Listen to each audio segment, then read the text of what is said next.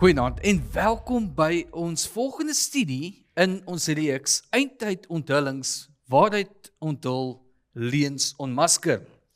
In ons vorige lesing het Ewen vir ons in diepte 1 Korintiërs hoofstuk 14 verduidelik. Daar het hy ook vir ons die geskiedenis gegee van hoe die moderne kerk vandag die spraak van tale verstaan en dit dan ook beoefen. En so het hy dan ook heel aan die einde vir ons gewys dat dit al die pad teruggaan na die klein horingkie toe. Waaroor gaan dit alles? Wel, as jy daarop uitgemis het, gaan terug op YouTube, gaan kyk daar na die aanbieding of luister dit op potgooi deur om te gaan na awrafrikaans.org en druk daar potgooi, soek vir Eindtyd onthullings en luister weer gerus na daardie aanbieding. Ek weet nie van julle nie, maar ek wil een ding baie graag eendag doen. Ek sal graag wil voel, hoe voel dit in 'n ruimtetuig? Om daar te kan sweef en niks sê wat jou vashou nie. Op pad maan toe. Nou ek het verstaan dat die eerste persoon wat op die maan was, 'n man was. Maar toe word daar vir my vertel, nee, dit was nie 'n man nie. Dit was 'n vrou. Nou Ewen het so lag met sy vorige lesing gesê, ek sal baie kan vertel oor 'n vrou, en ek lag ook daaroor, want daai 1 Korintiërs 14 is 'n moeilike een, maar soos wat ek dink oor vrouens, maar hulle het baie dinge eerste gedoen, maar nooit gedink aan eerste op die maan nie. So waaroor gaan hierdie eerste op die maan? En wat behels dit alles? Wel, dit is waaroor hierdie studie gaan. Ons gaan kyk na die eerste vrou wat haar voete op die maan gesit het. Maar kom ons nooi vir Ewen dan nou en ons begin met ons vrae en antwoord sessie en daarna kan ons meer vertel oor hierdie vrou op die maan. Ewen, goeienaand. Goeienaand. Ewen, 'n baie interessante een wat jy met ons nou gaan doen, maar voordat ons by daai een kom, daar is 2 vrae oor die vorige lesing. Die eerste een. Ewen, met jou vorige lesing wat jy gedoen het jy nou vir ons gewys dat deur om in tale te praat is nie dat almal dit kan doen nie. Maar soos wat jy ook gekyk het, die oorspronklike manier van tale praat was normale taal wat dan gebruik kon word om mense te bereik waar hulle is. Hoe kan die kerk vandag nog steeds daardie gawe benuttig? Goed, ons het gekyk binne daai lesing ook na wat die kerkvaders daaroor gesê het en ons het gesien dat die oorspronklike gawe van tale die vermoë was nie net om 'n ander mense taal te kan praat nie, maar om alle mense tale te kan praat. Nou daai weergawe, die oorspronklike weergawe van tale kom nie meer vandag voor nie. Daar's nie eens een persoon wat beweer dat hulle die vermoë het om alle mense tale te kan praat nie, maar dit in sigself beteken nie dat die gawe van tale glad nie vandag meer voorkom nie. Hy kom net nie met die verskeidenheid van tale voor, soos wat hy aanvanklik voorgekom het nie. Maar ons kry wel, alhoewel nie gereeld nie, dat mense die vermoë kry om in 'n ander taal te praat, sê nou maar Russies of Grieks of wat dit ook al is, in 'n spesifieke konteks, sodat hulle vir 'n persoon 'n boodskap van die Heilige Gees af kan bring. Nou, dis 'n noemenswaardige verskil van die aanvanklike Bybel weergawe, maar ek sal nooit so ver gaan soos om te sê, die gawe van tale kan glad nie vandag manifesteer nie, want ons sien dit wel. Alhoewel baie raar, kom dit wel voor in verskillende wêrelddele. Ek het nou 'n paar keer ook stories gehoor van iemand wat binne 'n kerk so instap en glad nie die taal daar kon verstaan nie.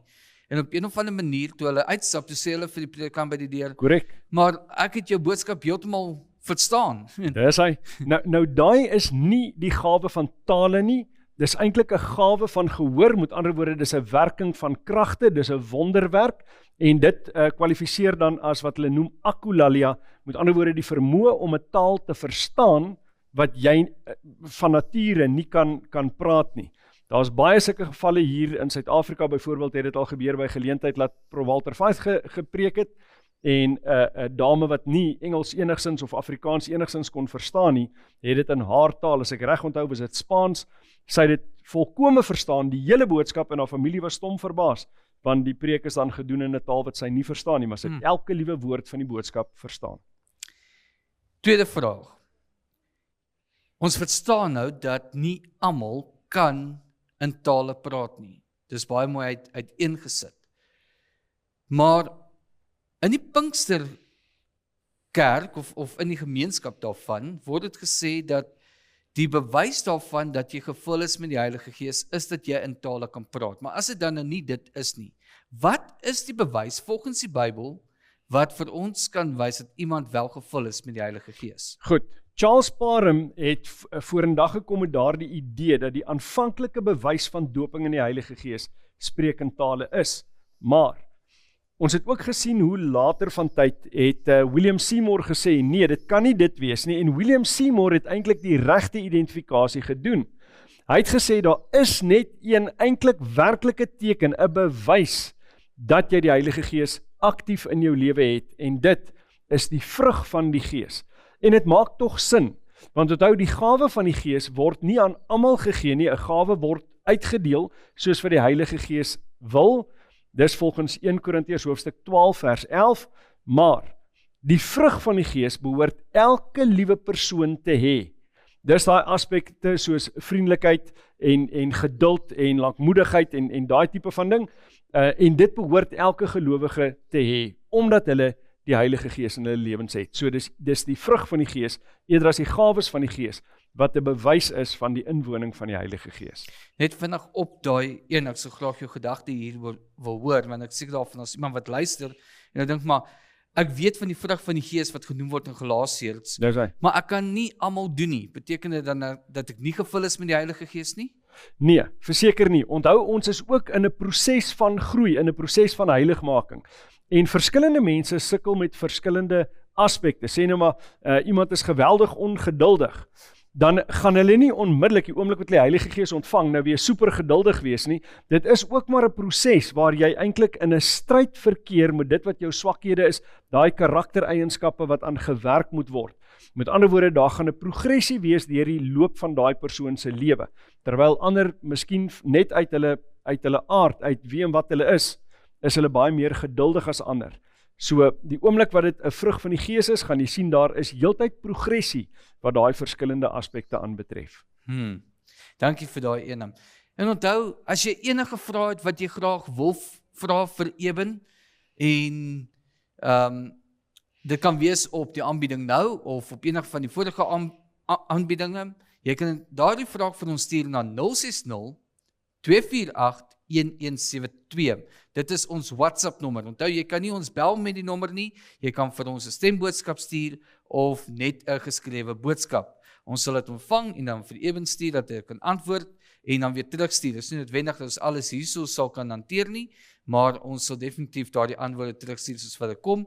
En onthou ook, Eben het 'n fantastiese program wat op Adventiste Wêreld Radio uitsaai, Teks op Konteks, en ek seker daarvan, en ek het al vir hom gevra en het gesê, as dit so neerkom en hy het sien kans daarvoor, dan mag hy dalk 'n vraag of twee vat en dit op daardie program ook antwoord. So maak seker, jy luister na Teks op Teks in Konteks. Teks in Konteks, Teks op Konteks. Teks in Konteks op Adventiste Wêreld Radio Afrikaans. Maar vanaand se aanbieding, se boekie is geskryf, Die Eerste Vrou op die Maan, dis 'n studie van Openbaring 12, en hierdie boekie kan bestel word by learnprophecy.com. Gaan na die webtuiste toe en bestel jou boekie, en soos wat jy met die lesing deurwerk weer later, kan jy die boekie ook neem en saam deur dit gaan en dan 'n dieper betekenis kry van, ek is jammer manne, ons was nie eerste nie, die eerste vrou op die maan. Dankie. Dankie.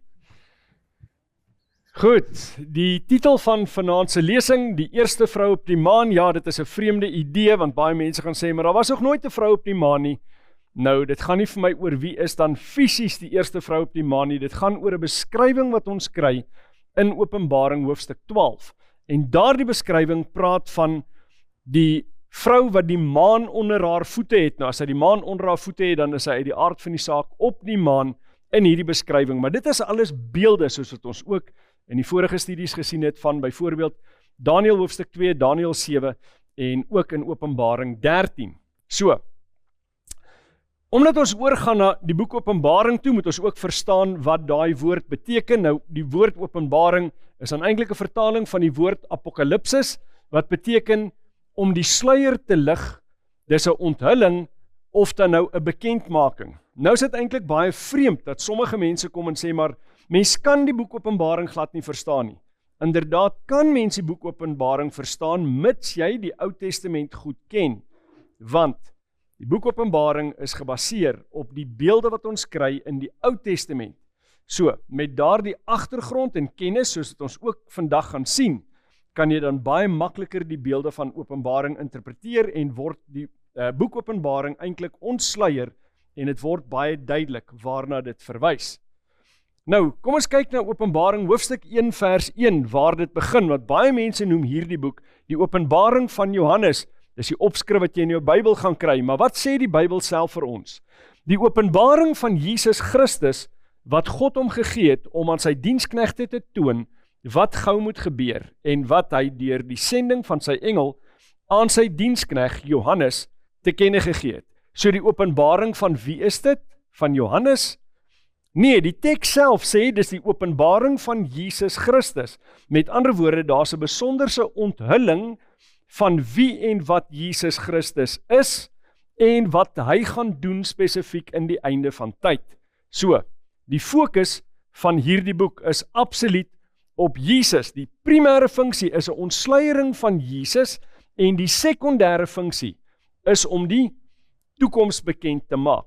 Die belangriker aspek, en dis dan die primêre fokus waardeur ons die boek Openbaring moet lees, is 'n fokus op Jesus Christus.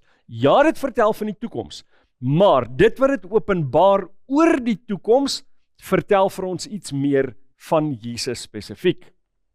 So, hoekom die toekoms bekend maak? Wat sou die doel daarvan wees om die toekoms bekend te maak? Gaan dit bloot net oor die nuuskierigheid van mense, net om hulle tevrede te stel oor wat in die toekoms gaan gebeur? As ons gaan kyk wat sê Johannes 14 vers 29, dan sê dit, en nou het ek dit aan julle gesê, voordat dit gebeur, sodat julle kan glo wanneer dit gebeur. Met ander woorde, die doel van profesie, wanneer dit gaan oor die toekoms, is sodat wanneer dit gebeur, jy in geloof opgebou kan word. Nou het ons van die tydperk waarvanaf ons lees, al baie gesien van hoe profesie waar geword het, presies soos wat God dit openbaar het. En omdat ons weet, dit wat God vertel het, gaan gebeur, het nou al gebeur vir ons in die verlede, op dieselfde manier wat dit geloofwaardig bewys is, kan ons vertrou op dit wat nog nie gebeur het nie, op die paar dinge wat nog in die toekoms lê vir ons. Net so seker soos wat dit in die verlede gebeur het, net so seker gaan dit wat nog nie in die vloei van die geskiedenis vervul is nie, net so seker gaan dit in die toekoms gebeur. So, dit gaan daaroor om ons geloof te bou. Nou, hoe bring hy die kennis oor die toekoms gebeure? Wat word gebruik om die toekoms aan ons te onthul? Kyk 'n bietjie wat sê Openbaring 1 vers 1 in daai laaste gedeelte. Hy sê, en wat hy deur die sending van sy engel aan sy dienskneg Johannes te kenne gegee het. Nou daai term, te kenne gegee het, is nie vir ons so duidelik soos wat dit eintlik in die Engels is nie. Dit wys nie so duidelik uit waaroor dit gaan nie. In Engels is dit, and he sent and signified. Nou wat is die basisvorm van die woord signified? Dit is sign, met ander woorde, dit is onthul deur simbole. So ons kan verwag om in die boek Openbaring 'n klomp verskillende simbole te kry. Ons kan dit nie letterlik opneem nie. Daar het nie letterlik 'n dier uit die see uit opgestaan, of 'n dier uit die aarde uit opgestaan nie. Daai dier is 'n simbool, is 'n beeld van iets anders en ons moet die simbole kan interpreteer. So wat gebruik hy om vir ons die kennis te bring? Hy gebruik simbole. Nou ons moet daai simbole ontleed, eers herken, dan ontleed en dan weer die teks lees met die interpretasie van die simbool. Kom ons delf dan in Openbaring hoofstuk 12 in. Dit begin om te sê, en 'n groot teken het in die hemel verskyn. 'n Vrou wat met die son bekleed was en die maan was onder haar voete en op haar hoof 'n kroon van 12 sterre en sy was swanger en het uitgeroep in haar wee en barensnood. Nou, die eerste aspek wat ons daar teëgekom het was 'n vrou. Nou wat is 'n vrou in profesie? As ons gaan kyk na 2 Korintiërs 11 vers 2, dan sê dit, want ek is jaloers oor julle met 'n goddelike jaloersheid, want ek het julle aan een man verbind, om julle as 'n reine maagd aan Christus voor te stel. So, God verwys beide in die Ou en in die Nuwe Testament na sy volk, na sy mense as 'n vrou. As hulle getrou is dit 'n rein vrou. As hulle ontrou is, dan verwys hy na haar as 'n prostituut of as 'n hoervrou. Goed, want dit is 'n ontrou vrou aan haar man. So, 'n vrou in profesie is 'n rein vrou, 'n simbool van God se kinders. Dit was Israel in die Ou Testament, maar dit is die kerk in die Nuwe Testamentiese konteks. So hier het ons te doen met 'n vrou, dis met ander woorde God se mense, en nou gaan die teks in sekere eienskappe in, wat vir ons verduidelik wie en wat sy is. Galasiërs hoofstuk 3 vers 26 en 27 vertel vir ons van hierdie aspek van wat dit beteken wanneer sy bekleed is, want onthou, Openbaring 12 het vir ons vertel, sy is bekleed met die son. Nou, Galasiërs 3 vers 26 en 27 sê, want julle is almal kinders van God, deur die geloof in Christus Jesus, want julle almal wat in Christus gedoop is, het julle met Christus bekleed. Hulle is gedoop, so hulle het gesterf vir hulle self, opgestaan in 'n nuwe lewe saam met hom, en op daai manier het hulle as ware Christus se geregtigheid aangetrek. Maar nou word hierdie aspek van dit is 'n beeld van Christus se geregtigheid, word nou weer vir ons beklemtoon op die volgende manier. Johannes 8 vers 12 sê, en Jesus het weer met hulle gespreek en gesê, ek is die lig van die wêreld. Wie my volg sal sekerlik nie in die duisternis wandel nie, maar sal die lig van die lewe hê. Met ander woorde, daai lig uitgebeeld deur die son, dit is 'n verwysing na Jesus Christus. So die son is 'n beeld van die seun, die verlosser, die Messias, Jesus Christus. Ook sê dit in Johannes 9 vers 5. Solank as ek in die wêreld is ek die lig van die wêreld. Onthou, in Genesis, daai groot lig en dan die kleiner lig, die groot lig, die son, dis die primêre lig, die geestelike primêre lig vir ons is Christus. Hy is dan die son, en hierdie vrou is bekleed met die son. So, om gekleed te wees met die son, beteken om gekleed te wees met Jesus se geregtigheid. So, hierdie is uit die aard van die saak 'n rein vrou.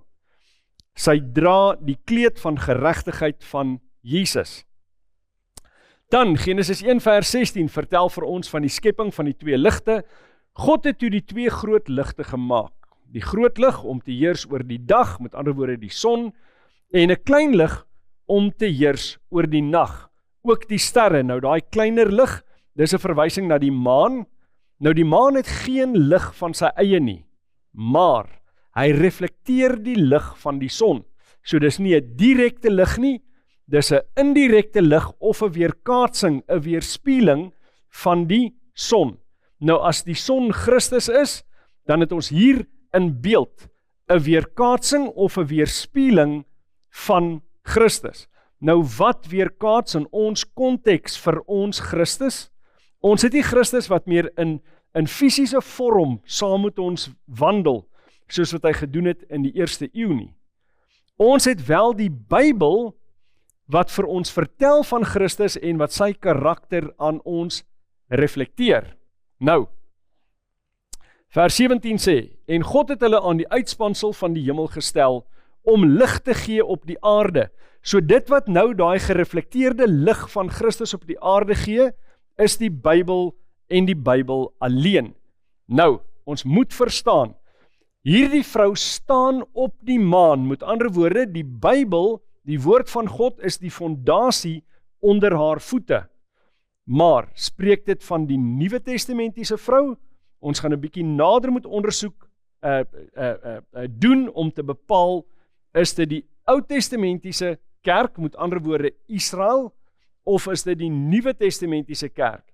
En dit gaan te doen hê met 'n beeld wat ons nou later na gaan kyk, die aspek van sy is swanger en gaan geboorte gee aan 'n kind.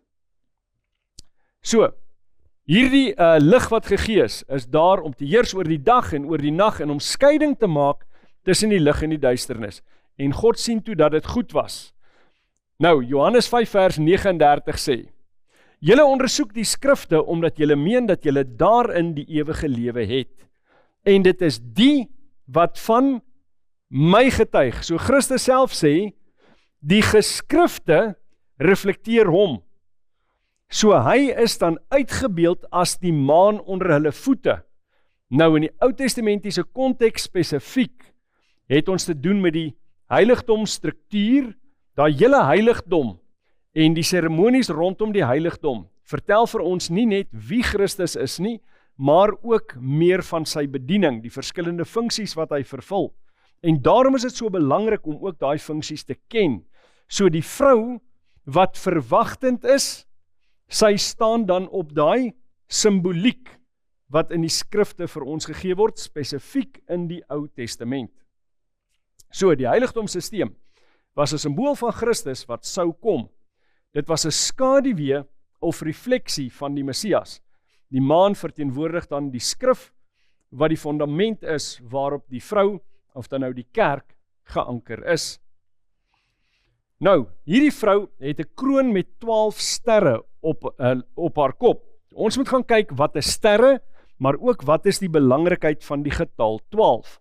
Nou 12 is 'n getal wat geassosieer word met leierskap en die verkondiging van die woord. In die Ou Testament was daar 12 stamme, in die Nuwe Testament is daar 12 disippels.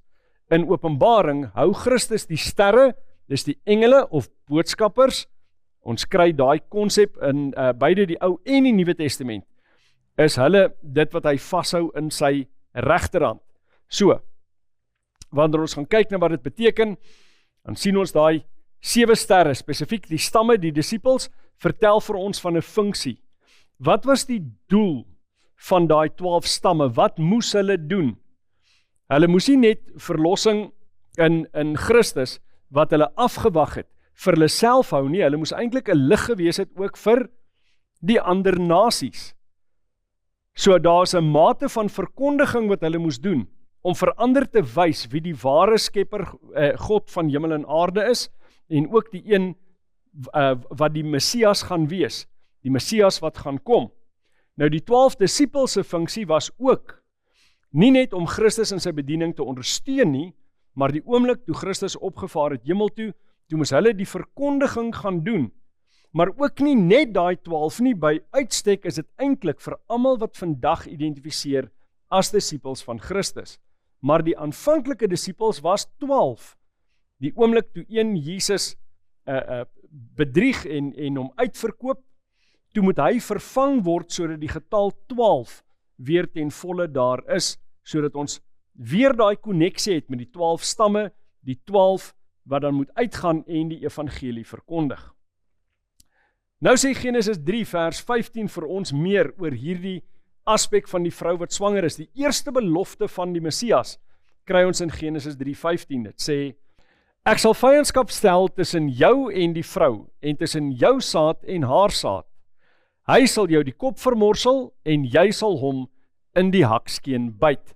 Hierdie is die eerste belofte, dat daar 'n verlosser gaan wees, wat in vyandskap gaan staan teen daai slang, die duiwel, teen Satan, en hy gaan dan vir Satan oorwin. So, hierdie aspek van die vrou wat swanger is 'n simbool van die verwagte Messias wat sou kom. So ons sien wat die profetiese simbole aanbetref, 'n vrou is die kerk, of dan nou God se volk, sy is bekleed met die son, bekleed met Christus se geregtigheid. Die maan is dit wat die son, of dan nou die seun, reflekteer, met ander woorde, dis 'n verwysing na die skrif, en dan sien ons ook, die 12 sterre is 'n simbool van leierskap in verkondiging, en dan sy is swanger met 'n kind, dit gaan oor Christus wat moet kom. Nou verstaan ons uit die eerste 2 verse van Openbaring 12, wie die een karakter is, maar nou word ons voorgestel aan 'n nuwe karakter, 'n ander een wat in teenstand met haar staan. Openbaring 12 vers 3 en 4 sê, en 'n ander teken het in die hemel verskyn, en daar was 'n groot 4-rooi draak met 7 koppe en 10 horings en op sy koppe 7 krone. So hier is 'n nuwe speler, word beskryf as 'n draak en hy het baie spesifieke eienskappe wat ons van tevore al gesien het, 7 koppe en 10 horings. So, wat beteken hierdie dinge? Openbaring 12 gaan dit binnekort vir ons duidelik maak. Ons kry nou eers 'n beskrywing van wat gebeur het met hierdie draak. Dit sê, en die groot draak is neergewerp, die ou slang wat genoem word, die duiwel en Satan wat die hele wêreld verlei. Nou hierdie is verder aan in Openbaring 12 en dis eintlik deel van so 'n tussenspel wat plaasvind wat ons binnekort na gaan kyk.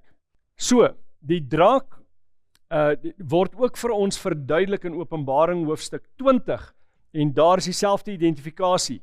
En hy het die draak gegryp, die ou slang wat die duiwel en Satan is, en hy het hom gebind 1000 jaar lank. So 2 keer in Openbaring kry ons 'n onomwonde identifikasie van die draak. Dit is die duiwel, dis Satan, dis dieselfde slang as wat in die tuin van Eden was. Nou, die aspek van 7 koppe en 10 horings in Daniël 7 het ons dan 'n leeu gehad. Wanneer dit nie sê hy het 'n meervoudige koppe nie, dan aanvaar ons hy het net 1. So die leeu het 1 kop, die beer het 1 kop, maar die luiperd het 4 koppe en die ongespesifiseerde dier in Daniël hoofstuk 7 het dan 1 kop en 10 horings en as ons dit bymekaar tel, dan sien ons dis dieselfde as dit wat die draak het. Dit is 7 koppe en 10 horings, maar ons het dieselfde hoeveelheid koppe en horings ook wat ons teekom in Openbaring hoofstuk 13 in terme van die dier wat uit die see uitkom. Nie dat dit die draak is nie, maar ons gaan ook dan die konneksie sien tussen hierdie draak in Openbaring 12 en dan die dier wat uit die see uit opstaan in Openbaring 13. Nou, Satan is nie die dier in Openbaring 13 nie, maar hy is wel die krag agter die diere van Daniël hoofstuk 7, wat saamgesteld gevind word in die dier wat uit die see uit opstaan in Openbaring 13. Nou, kom ons kyk verder na hierdie aspek van Satan is die mag agter die dier. Ons sien in Esegiel 28 vers 2 en verder dat dit sê, mensekind, sê aan die vors van Tyrus, so spreek die Here, omdat jou hart hoogmoedig was en jy gesê het, ek is 'n God, ek bewoon 'n gode woning in die hart van die see, terwyl jy nog 'n mens is en geen God nie, en jou hart gemaak het soos die hart van 'n God. So hy praat hier met die koning van Tyrus, maar as sien ons net 'n paar verse verder, begin hy nie met die koning van Tyrus te praat nie, hy praat met die mag agter die koning van Tyrus. Ons sien dan in Esegiel 28 vers 13 tot 16, dit sê, jy was in Eden. Nou, was die koning van Tyrus in Eden? Nee, want hy het eers baie lank daarna geleef. So hy begin te praat met die koning van Tyrus, en dan begin hy te praat met die mag agter die koning van Tyrus. Hy sê, jy was in Eden, die tuin van God. Allerhande edelgesteentes was jou bedekking. Karnieul, topaas en jaspis, krisoliet, onyx, sardonyx, safier, karbonkel en smarag. En van goud was die werk van jou kassies en groewe aan jou. Op die dag toe jy geskape is hulle berei. Jy was 'n gerub met uitgespreide vlerke wat beskit. En ek het jou gestel op 'n heilige berg. 'n God was jy. Jy het gewandel tussen die vurige gesteentes. Jy was volkome in jou weë van die dag af dat jy geskape is, totdat daar ongeregtigheid in jou gevind is. Weens die grootheid van jou koophandel het hulle jou binneste met geweld vervul, en jy het gesondig. Daarom het ek jou as onheilige van die Godeberg afgedrywe. So dit praat hier van die karakter van Satan en waarom hy uitgegooi is, maar Satan was dan die mag agter die koning van Tyrus. So ons sien keer op keer in die Bybel, dat Satan nie altyd self direk optree nie, maar dat hy werk deur konings of leiers op die aarde wat doen wat hy gedoen wil hê. Ons sien dit ook byvoorbeeld wat die Rooms-Katolieke Kerk aanbetref. Nou hoe is dit relevant tot dit wat ons nou bestudeer? Ons gaan binnekort sien waarna dit verwys. Die versgedeelte sluit dan net af en sê, en ek het jou tussen die vurige gesteentes uit vernietig O Gerub wat beskit beteken Satan se funksie aanvanklik voordat hy die hemel uitgewerp is, was in die direkte teenwoordigheid van God. So daai 2 gerubs wat beskit is bo op die ark waar die 10 gebooie in was en ook die staf en dan die manna. Hy het 'n baie besonderse rol gehad in die direkte teenwoordigheid van God en hy rebelleer dan omdat hy 'n baie besonderse posisie wou hê. Nou hy word dan die mag agter sekere konings op aarde. Nou Satan was die mag agter die koning van Tyrus, maar volgens die Bybel wil die draak hierdie kind wat die vrou geboorte aangee, hy wil daai kind vernietig. So, Satan was ook die mag agter Herodes wat Jesus wou doodmaak na sy geboorte. Want dit is die aspek wat ons volgende dan in Openbaring 12 teekom. So, in terme van profetiese simbole, die 7 koppe en 10 horings, Satan is die mag agter die saamgestelde koninkryke van Daniël 7 en dan ook hier in Openbaring 12. Hy word dan baie sterk geassosieer met daai eienskappe van die oorspronklike nasies en koninkryke. Satan is dan die mag agter diegene wat die Messias wou doodmaak. Hy het dan ook volgens die Bybel 1/3 van die sterre op die aarde laat neerwerp. Nou waarna verwys dit? As ons gaan kyk na Jesaja hoofstuk 9 vers 14, dan sê dit, die oudste en aansienlike, die is die kop, en die profeet wat leuns profeteer, die is die stert. So, waarmee die draak daai sterre laat neerwerp met sy stert? Hier sien ons die definisie van wat 'n stert beteken. Dit is die profeet wat leuns kwytraak. So Satan het letterlik vir 1/3 van die engele in die hemel leuns vertel wat hulle oortuig het. Hy het waarskynlik vir almal van hulle die leuns vertel, maar 1/3 is oortuig deur sy leuns en daarom is hulle ook uit die hemel gewerp. So dis 'n verwysing na die engele wat deur Satan mislei is en daai engele is dan uit die hemel uitgewerp. Nou sê Openbaring 12 vers 5. En sy het 'n manlike kind gebaar wat al die nasies met 'n ysterscepter sou regeer. En haar kind is weggeruk na God en sy troon. Nou hier is 'n baie kort verwysing. Sy gee dan geboorte. Onthou nou die sy daar is die volk van God. Dis die Israeliete. So uit die Israeliete is die Messias dan nou gebore deur die maagd Maria. En hy word dan nou, daar word nie hier gepraat oor sy bediening enigsins nie. Dit gaan na die einde van sy tydperk op aarde. Hy word dan opgeneem in die hemel en gaan sit aan die regterhand van God. Maar 'n interessante aspek, hy regeer met 'n ysterscepter. Waarom 'n ysterscepter? Sommige mense dink dit is 'n simbool van hardheid of rigiedheid. Nou dit gaan nie oor rigied liefdeloosheid nie. Dit gaan oor die onbuigbaarheid van sy wet en sy beginsels. Hy is nie iemand wat omgekoop kan word om sy beginsels te wysig nie. Sy beginsels van regering bly soos wat dit is. Hy regeer dan met 'n ysterscepter. Die beginsels van sy regering is onveranderbaar. So, die manlike kind aan wie die vrou geboorte skenk is dan Jesus, en Jesus is in die hemel opgeneem en het gaan sit aan die regterhand van sy Vader. Dan sê Openbaring 12 vers 6 vir ons verder. En die vrou het na die woestyn gevlug, waar sy 'n plek het wat deur God gereed gemaak is, dat hulle haar daar sou onderhou 1260 dae lank. Nou let mooi op, die vrou staan nie meer op die maan nie. Sy vlug spesifiek na die woestyn. Waarom sê ek sy staan nie meer op die maan nie? Onthou, die maan is eintlik daai refleksie van Christus se bediening wat uitgebeeld word deur die seremoniële stelsel van die Ou Testament. Nou, Christus is die vervulling, so toe hy gebore word en hy vervul dan deur sy bediening op aarde, daai seremoniële sisteem, toe beweeg sy as ware van die maan af, maar daar's ook 'n verandering van wie sy was toe sy op die maan was. Toe was dit spesifiek Israel.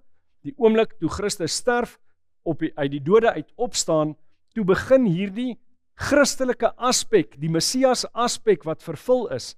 Die Christendom groei dan vanuit die Jodendom. Dis hoekom hulle aanvanklik saam aanbid het. Hulle het hulle self nie beskou as 'n nuwe godsdiens nie. Hulle het hulle self beskou as die vervulde aspek van die godsdiens wat die Jode aangehang het. Goed, so hulle groei daaruit. Sy beweeg van die maan af en die Bybel sê, sy vlug dan na die woestyn en word daar onderhou. Vir 'n baie spesifieke tyd, 1260 dae. Nou profeties is dit van groot belang. 'n Woestyn. Die ware volk van God, of dan nou die kerk, soek toevlug in die valleie onder andere van Piedmont, in die noordwestelike Alpe van Italië, en ander afgesonderde plekke waar hulle veilig kon wees van vervolging. Dit was groepe soos byvoorbeeld die Waldensies, die Albigensies en 'n klomp ander. Hulle moes vlug omdat daar geweldige vervolging was. Nou die vervolging het gekom primêr van die Rooms-Katolieke stelsel af, wat beteken dat daai selfde mag wat agter Herodes gesit het, is ook die mag wat agter die Romeinse stelsel sit. En ons het dit in 'n vorige lesing in elk geval gesien, toe ons gesien het dat die Bybel dit duidelik maak, dat die draak, die duiwel, is die mag agter die dier wat uit die see uit opstaan, wat ons ook kon identifiseer as daai klein horingkie mag, of dan nou die Romeinse stelsel.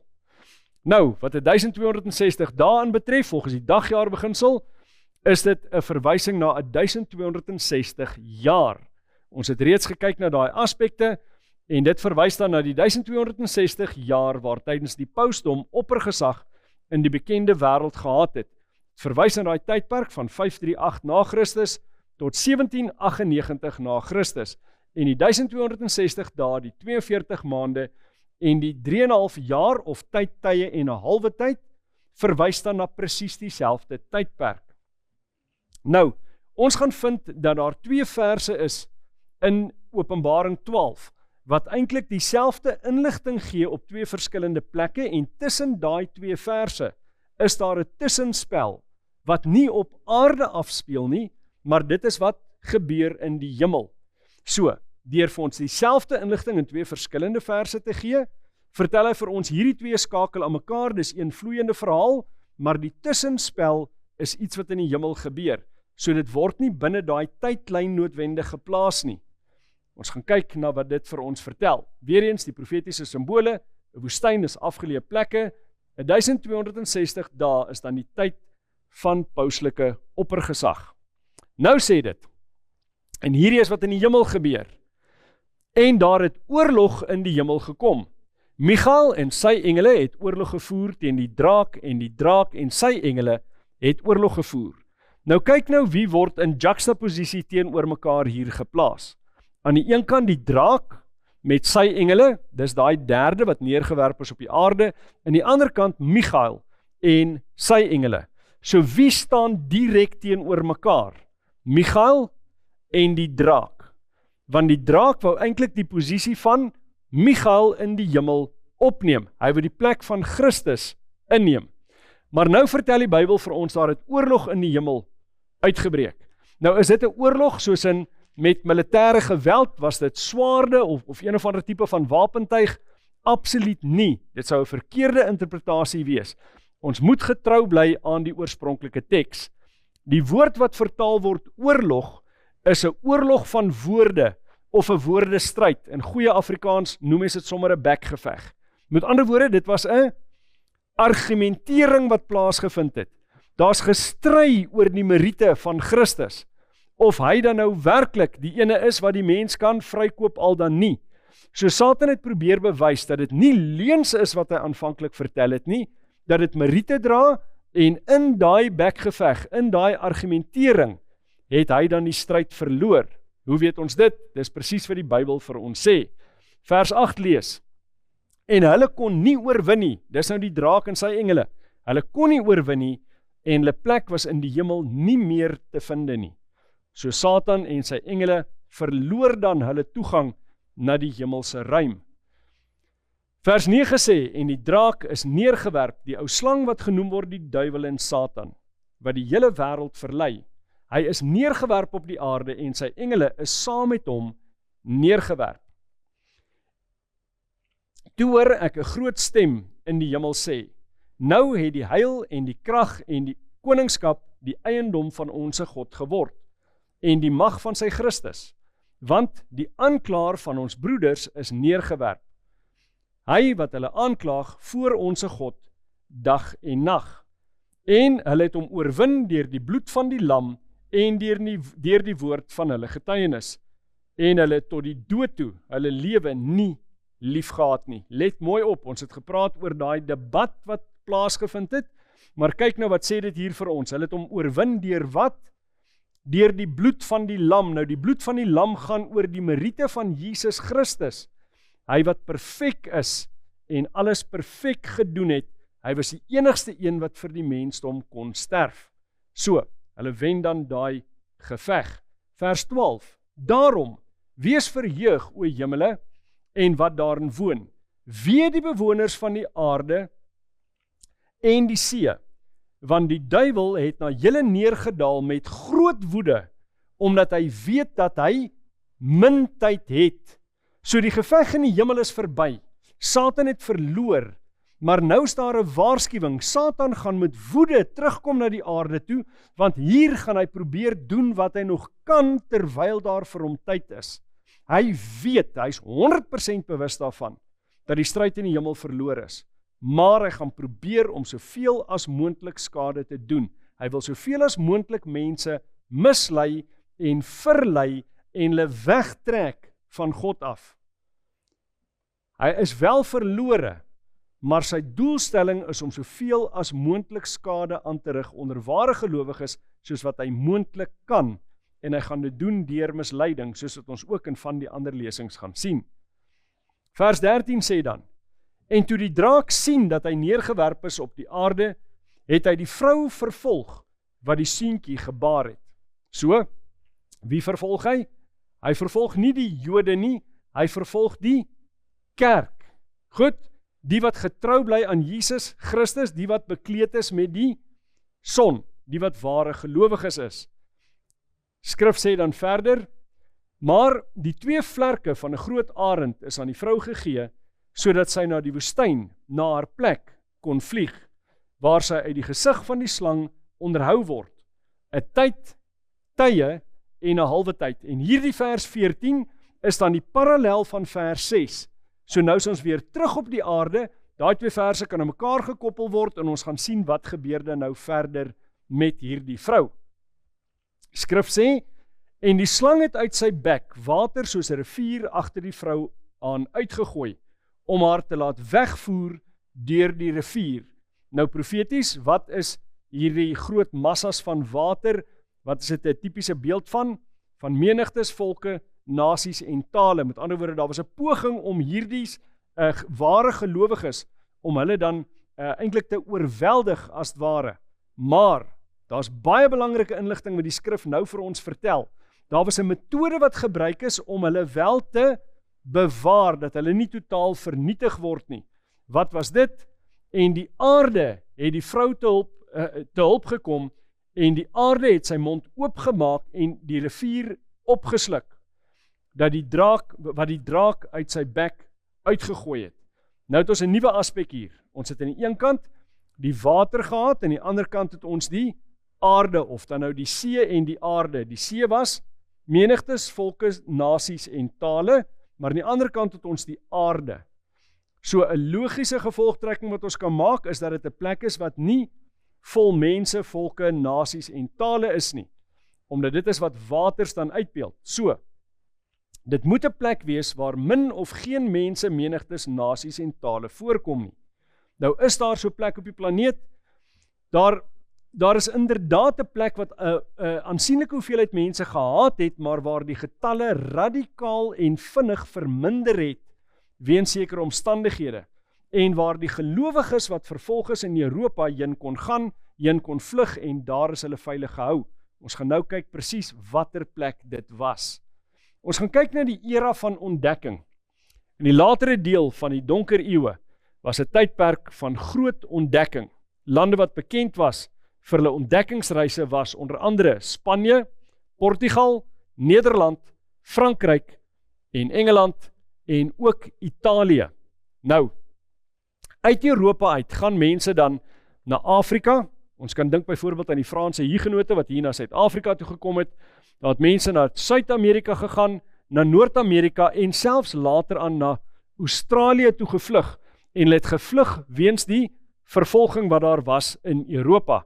Nou een van die bekende van daai ontdekkingsreisigers was Christophorus Columbus wat in 1492 in die Amerikaanse eilande aankom. Nou hy is oorspronklik van die Republiek van Genoa.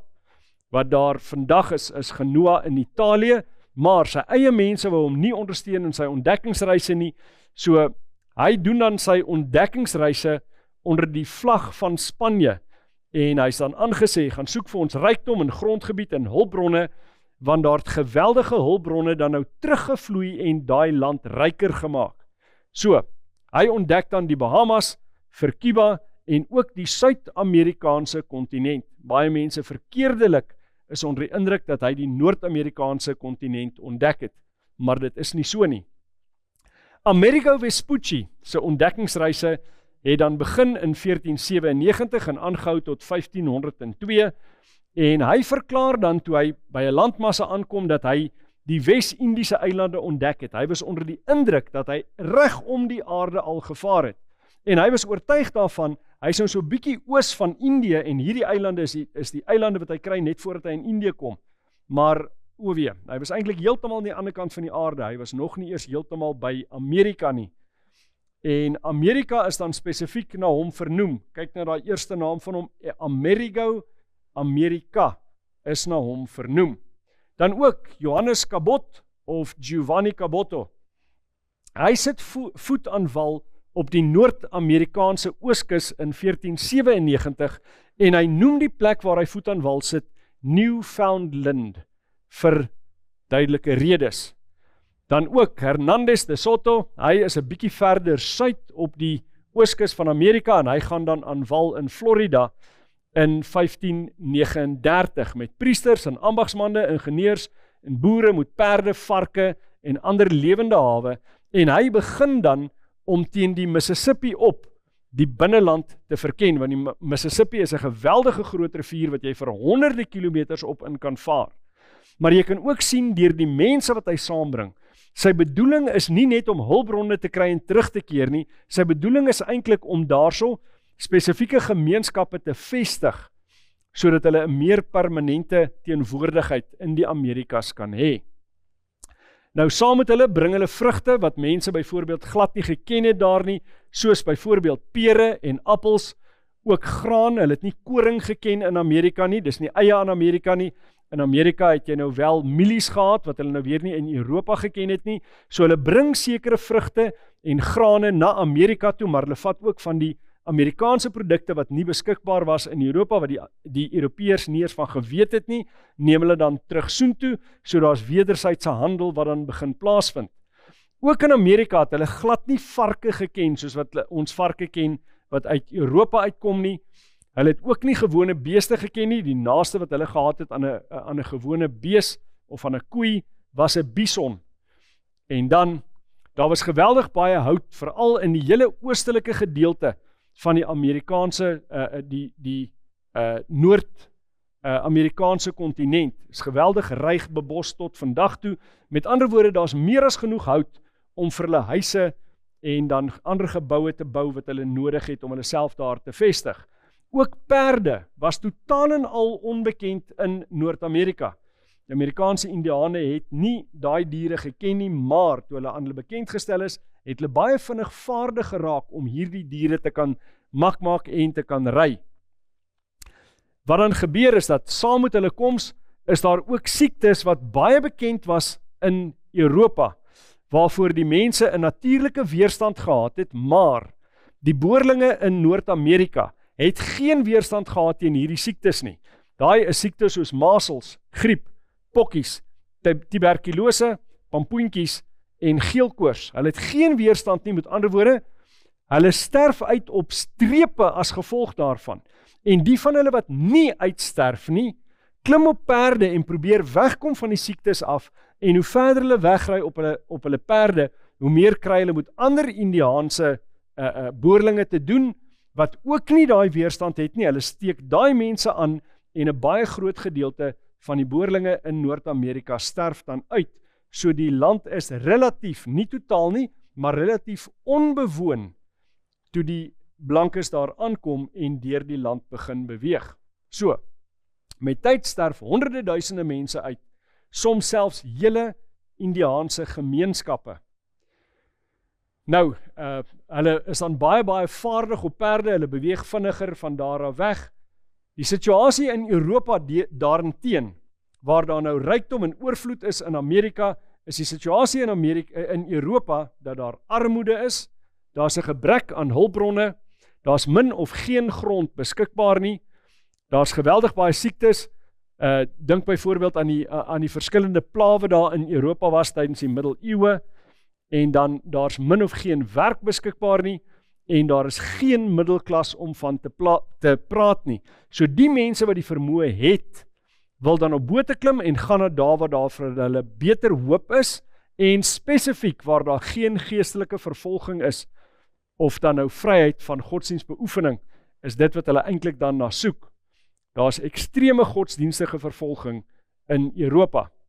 Nou spanning loop hoog tussen die Katolieke en die Protestante in die middel tot die laat 1500s, en die Sint Bartholomeus slagting vind dan plaas vanaf die 23ste Augustus 1572, en ongeveer 30.000 protestante word vermoor in 'n kwessie van weke.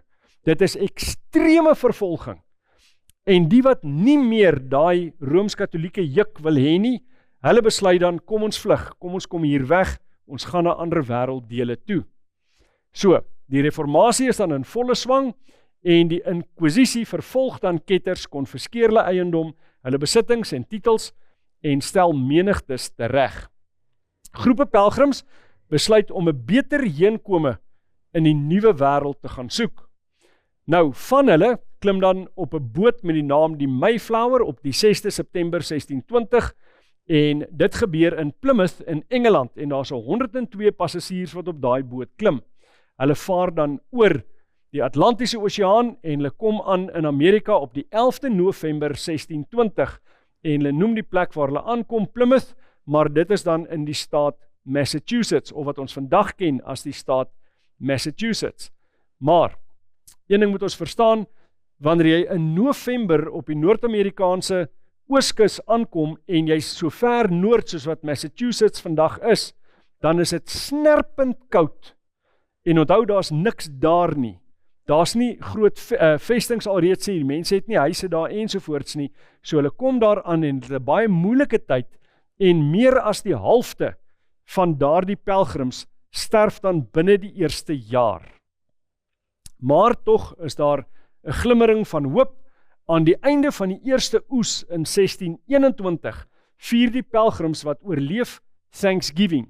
Dis 'n danksegging, dis nog steeds 'n baie groot fees in Amerika wat elke jaar gehou word, hierso so in November maand, en hulle is dan baie dankbaar vir God se voorsienigheid, en op hierdie skildery wat 'n kunstenaar geverf het daarvan, sien ons dan heel aan die regterkant, daar word wel aangedui dat daar Indiane ook by daai eerste fees teenwoordig was.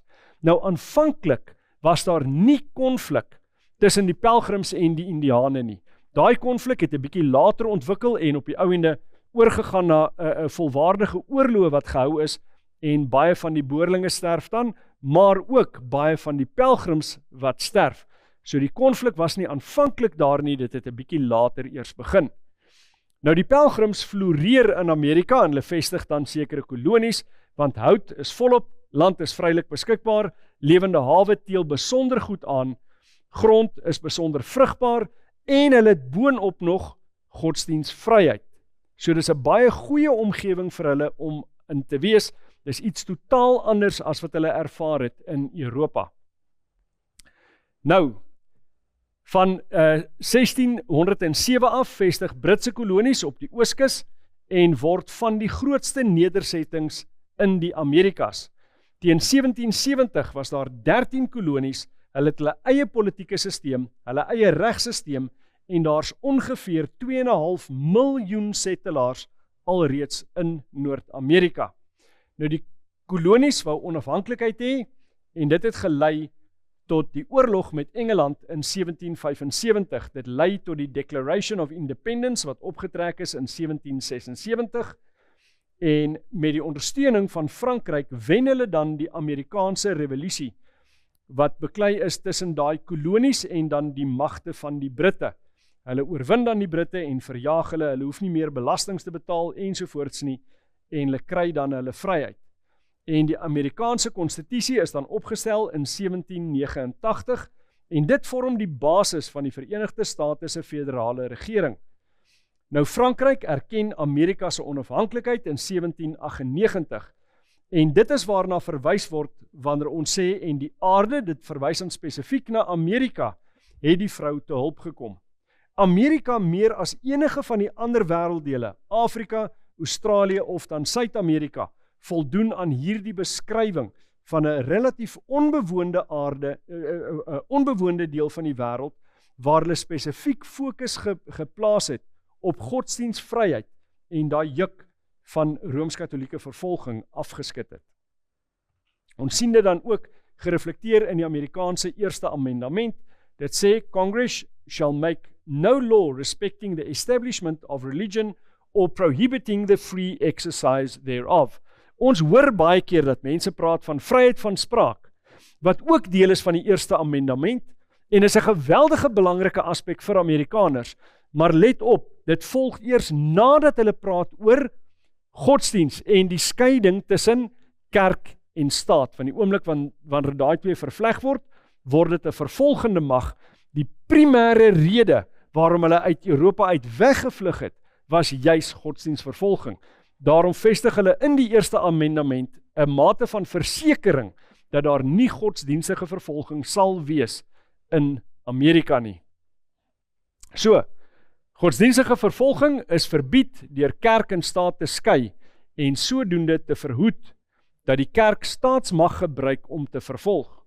Hierdie beginsel beskerm godsdienstvryheid in die VSA en daai beginsel word aangeneem in ander dele van die wêreld. Meeste van die westerse lande vandag het 'n mate van iets soortgelyk aan daai versekering van godsdienstvryheid in hulle lande. So, die belangrike rol wat godsdienst gespeel het in die vestiging van die VSA is baie, baie duidelik en word dan ook gereflekteer veral in hulle geldstelsels.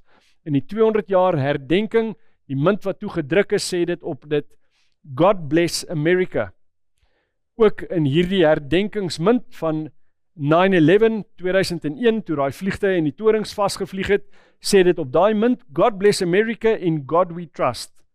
Maar dink nou vir 'n oomblik, is dit 'n blywende karakter? Nee, dis nie. Hulle geldstelsel sê dit wel, maar die oomblik wat jy gaan kyk na die kultuur van daardie land, dan sien jy, hulle is nie werklik gelowig in elke opsig nie. Ook op hulle $1 noot, bo daai 1 in die middel staan daar, in God we trust, maar as jy bietjie nader gaan ondersoek instel, dan is daar geweldig baie vrymesselaar tekens en simbole, ook op daai $1 noot, wat al klaar vir jou aandui.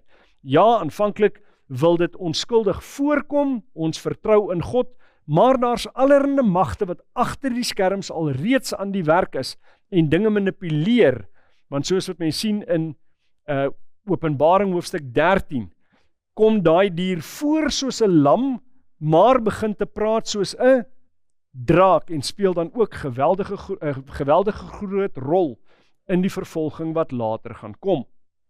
Dan sê Openbaring 12 vers 17, en die draak was vertorend op die vrou, en hy het gegaan om oorlog te voer teen haar ander nakomelinge, wat die gebooie van God bewaar en die getuienis van Jesus het. Let mooi op na die twee eienskappe van hierdie groepering. Hulle bewaar die gebooie en lê die getuies van Jesus, maar hulle word genoem haar ander nakomelinge. Nou weer eens, ek hou baie van die Afrikaanse ou vertaling, maar in hierdie geval is hy nie ideaal vertaal nie, daar's beter vertalings wat beter aandui waarna hier verwys word. Ons sien dit byvoorbeeld in die King James, waar die Afrikaans haar ander nakomelinge het, sê dit the remnant of her seed. Nou wat is 'n remnant? 'n remnant is 'n oorblyfsel het die eksakte selfde eienskappe as die oorspronklike. Nou, wat was die eienskappe van daai vrou toe sy op die maan nog gestaan het? Het Israel die gebooie van God bewaar? Het hulle die getuienis gehad van 'n Messias wat gaan kom? Verseker, so wat het hierdie ander nakomelinge of die oorblyfsel? Hulle daai selfde twee eienskappe. Hulle bewaar die gebooie en hulle het die getuienis nie van die Messias wat gaan kom nie, maar van die Messias wat alreeds gekom het. So, daai eienskappe, hulle onderhou die gebooie en hulle het die getuienis van Jesus Christus. Nou daai twee eienskappe maak hulle absoluut uniek en is die rede waarom die duiwel hulle spesifiek teiken. Nou die duiwel gaan nie iemand teiken wat in elk geval eintlik sy werk doen nie. Hy gaan daai klomp teiken wat suiwer is en God reflekteer in dit wat hulle doen. Wat nog op daai Bybelfondasie staan sonder dat dit enigstens gewysig word. Vir daai rede teiken hy hulle. Nou vra jouself af van al die verskillende denominasies in protestantisme. Watter groeperings spesifiek hou die gebooie van God en het die getuienis van Jesus? Baie gaan sê, nee, maar ons het die getuienis van Jesus. Ons glo ook in Jesus, maar hulle begin te struikel wanneer dit kom by daai onderhouding van die gebooie, want hulle sê die gebooie is mee weggedoen. Ons is nie meer onder die wet nie, ons is onder genade. So ons moet gaan soek na daai mense wat die getuienis het, net soos wat Jesus dit gehad het. Kom ons kyk sommer, wat is daai getuienis van Jesus? Wat was Jesus se eie getuienis? Hy sê, moenie dink ek het gekom om die wet of die profete te ontbind nie. Ek het nie gekom om te ontbind nie, maar om te vervul. Nou as hy sê, nie om te ontbind nie, maar, dan beteken dit wat volg is die teenoorgestelde van ontbind. Ek het nie gekom om die gebooie los te maak nie, te ontbind, tot nie te maak nie. Ek het gekom om dit te vervul, met ander woorde, om dit tot by die volheid daarvan te bring. Dis die teenoorgestelde van om dit te ontbind. Hy sê dan verder, want voorwaar ek sê vir julle, voordat die hemel en die aarde verbygaan, sal nie een jota of een titeltjie van die wet ooit verbygaan, totdat alles gebeur het nie. Sommige protestante kerke sê dat hierdie alles gebeur, verwys na Jesus se kruisiging, want dan het alles gebeur wat nodig is vir verlossing. Maar is dit die korrekte interpretasie? Verseker nie. Daar's 'n ander caveat wat hierdie vers daarop plaas, wat vir jou verduidelik wanneer. Hy sê, ek sê vir julle, voordat die hemel en die aarde verbygaan, is die hemel en die aarde nog daar, kan ons dit toets, as jy jou voet so stamp, die aarde is onder jou, as jy opkyk, wanneer jy buite staan, die hemel is nog bo jou, dan beteken dit, die wet staan nog. Elke jota en titel daarvan, dit het nie verbygegaan nie, dis nie tot niet gemaak op enige manier nie. Nou, hierdie groepering is daai groepering wat die wet hou en wat dieselfde getuienis het as Jesus Christus, dat die wet nie tot niet gegaan het nie, maar dat die wet nog steeds staan. Hy gaan dan verder, hy sê in vers 19, elkeen dus wat een van die minste van hierdie gebooie breek, en die mense so leer, sal die minste genoem word in die koninkryk van die hemele. Maar elkeen wat dit doen en leer, met ander woorde wat die gebooie onderhou, en ander leerde die gebooie onderhou, moet word. Hy sal groot genoem word in die koninkryk van die hemele. Nou, as ons kyk na hierdie waarskuwing, wat vertel dit vir ons? Is daar kerke, protestante kerke, wat sê die wet is mee weggedoen? Vergelyk dit wat gedoen word daar, met wat die Bybel hier sê. Hulle doen juist dit wat die Bybel teen waarsku. Hy sê, daai wat hierdie dinge doen, wat vir die mense sê, hierdie is eintlik mee weggedoen, hulle sal die minste genoem word in die hemele, maar die wat die gebooie hou, wat dit doen, en ander so leer, hulle sal genoem word in daai hemele. So, wat kan ons sê oor die eerste vrou op die maan? Dieselfde vrou, wat aan die begin van Openbaring 12 op die maan was, sy nakomelinge of oorblyfsel, hou die gebooie van God, en het die getuienis van Jesus Christus. Hulle is die oorblyfsel, omdat hulle dieselfde eienskappe het van die oorspronklike rein vrou, wat op die maan gestaan het. So, In ons volgende lesing gaan ons kyk na die verhaal van Lazarus en die ryk man in 'n lesing getiteld Die Lazarus legkaart. Moet dit nie misloop nie. Tot dan, kom ons sluit af met gebed. Heilige Vader, ons is dankbaar vir die geleentheid dat ons nou Openbaring 12 kon bestudeer.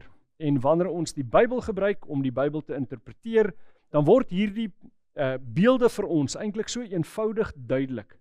En ons is dankbaar dat U vir ons vertel nie net wat met U volk, wat met U kinders, wat met die kerk gebeur het in die verlede nie, maar dat U ons ook waarsku oor die gevaar daarvan om weg te beweeg van daai twee unieke aspekte om die gebooie te bewaar en om die getuienis van Jesus te hê.